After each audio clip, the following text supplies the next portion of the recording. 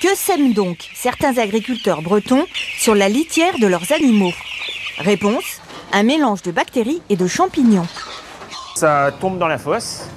Donc, du coup, les micro-organismes font travailler le lisier. Il y aura beaucoup moins de dégagement d'ammoniac. Le lisier sentira nettement moins mauvais qu'auparavant. On se retrouve avec beaucoup moins de problèmes sanitaires sur nos animaux, c'est tout.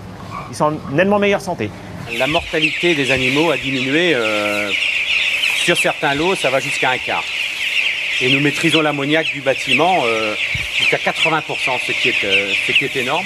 Qu'ils élèvent des vaches, des volailles ou des cochons, ils sont désormais près d'1 millier en Bretagne à utiliser ce mélange. C'est un produit innovant au sens où c'est la première fois qu'on nous propose un engrais naturel. Et jusqu'à présent, moi j'utilise depuis 8 ans. 16 ans pour ma part et 10 ans pour moi. Le mélange est également utilisé pour fertiliser les champs, ce qui réduit le recours aux engrais chimiques et contribue à préserver la qualité de l'eau. Il y a 20 ans, sur cet étang, tous les étés, on ramassait ça d'algues. On les ramassait, et réapparaissaient. Aujourd'hui, on a un étang qui est propre, qui est en bon état écologique.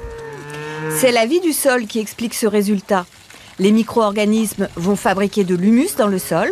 Cet humus va stocker les nitrates et donc les empêcher d'être entraînés dans les rivières et la mer où ils favorisent l'apparition des algues vertes.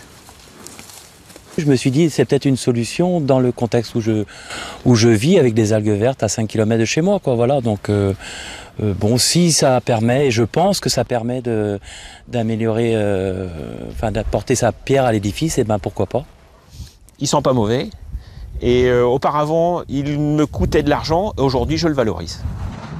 Ce fumier sera en effet vendu à un céréalier et voyagera jusque dans la Marne.